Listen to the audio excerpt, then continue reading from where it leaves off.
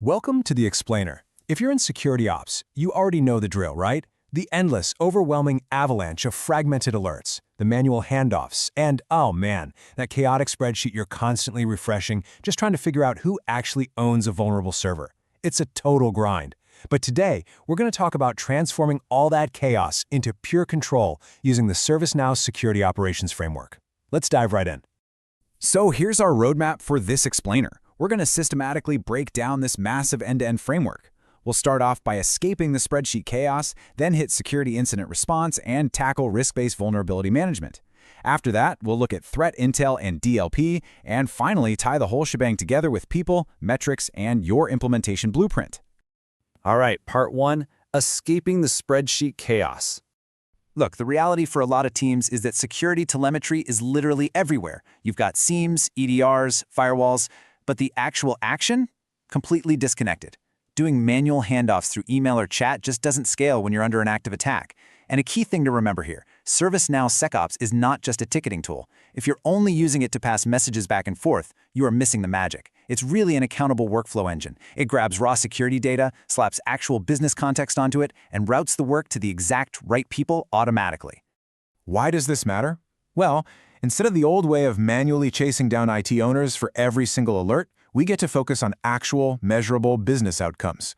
We're talking faster response times because your alerts instantly become prioritized incidents. You get risk-based remediation, meaning you focus on what actually matters. Plus, you get stronger cross-team collaboration, audit-ready evidence retained right there in the system, and of course, that sweep executive visibility through real-time dashboards. That is what good actually looks like. But how do we actually get there? Well, it all hinges on the CMDB, the Configuration Management Database. Honestly, this is the secret sauce of SecOps.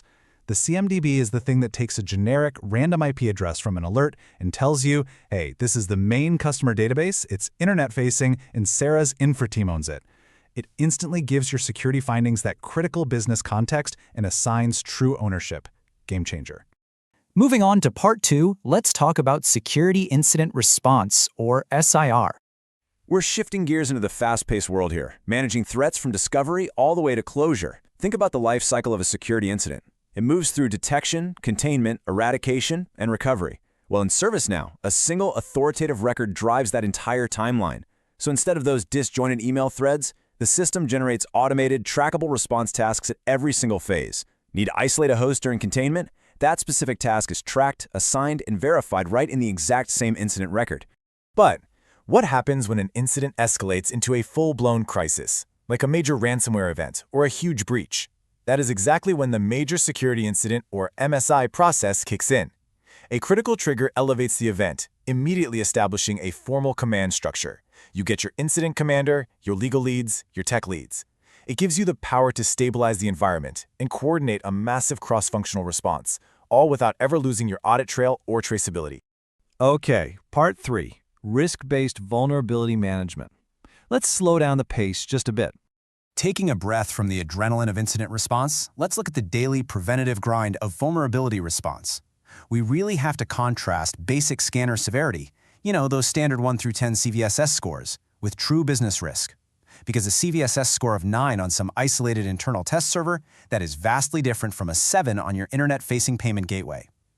ServiceNow calculates true risk by combining that base vulnerability score with things like exploitation, asset criticality, exposure, and service impact. The goal isn't just to close the highest number of findings, it's to reduce the greatest actual risk to the business. And walking right alongside vulnerabilities is configuration compliance. This links your secure configuration assessments, like CIS benchmarks, directly into IT change management. It basically ensures that fixing a misconfigured server doesn't accidentally break the application running on it. You get to fix structural issues before they can ever be exploited as vulnerabilities. All right, on to part four, threat intel and DLP. Threat intel is essentially your radar. By systematically ingesting sources like malicious IPs, domains, file hashes, and known threat actor campaigns, you completely supercharge your analyst team. When an alert comes in, the system automatically correlates all these indicators, richly enhancing the incident triage process. It lets your team stop just reacting and start actively hunting threats and automating blocks across your firewalls and endpoints. Now, that external radar is fantastic, no doubt, but what happens when the threat is actually from within? What do you do when the data leak is internal? That's exactly where DLP, or Data Loss Prevention Incident Response, comes into play. When highly sensitive data like PII, PHI, or regulated records gets accidentally shared or maliciously exfiltrated, standard IT response just isn't going to cut it.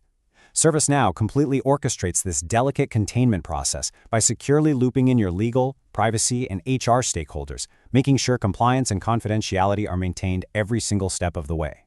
Section 5. Let's talk about people, metrics, and governance. Because, let's be real, all of this incredible technology means absolutely nothing without the right people and the right governance steering the ship. A RACI matrix removes all that ambiguity. SecOps only succeeds when accountability is explicitly defined. Who's responsible for triaging an alert? The SOC analyst. Who is accountable for patching a critical server? The IT remediation owner. Mapping this out completely eliminates that classic, "Oh, I thought you were doing it," finger-pointing that plagues so many security programs. And to keep everyone honest, we rely on visually clear operational metrics. Good dashboards expose the absolute truth. They show real risk reduction and highlight cross-team bottlenecks, like patches just sitting there waiting on change approvals, rather than feeding you vanity metrics that might make you feel good for a minute but ultimately leave you vulnerable. Finally, Part 6, your implementation blueprint. Let's bring all this together. First, I have to warn you about a classic IT horror story. Turning on high-volume scanner and SIM integrations before actually designing your process. Listen, if you turn on the fire hose of alerts before you've set up your routing rules, your queues will drown, your analysts are going to suffer massive alert fatigue, and your project will stall out completely. You absolutely have to design the process first.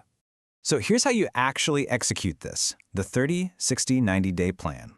Days 1 to 30 are all about design and foundation. You establish your operating model, define those SLAs, and make sure your CMDB health is rock solid. Then, days 31 to 60, you build and pilot. Test out the workflows, refine your playbooks. And finally, days 61 to 90, you push to production, launch, and stabilization. By taking this phased approach, you're building a sustainable, highly scalable operation. As we wrap up this explainer, I want to leave you with a provocative thought to chew on. Are you treating every single alert, every vulnerability, and every policy exception with a zero-trust mindset? In a mature SecOps environment, absolutely nothing is assumed. Every decision requires evidence, context, and validation. Take a hard look at your own operations today. Are you truly audit-ready, or are you just trusting the spreadsheet? Thanks so much for joining me, and keep building that resilient foundation.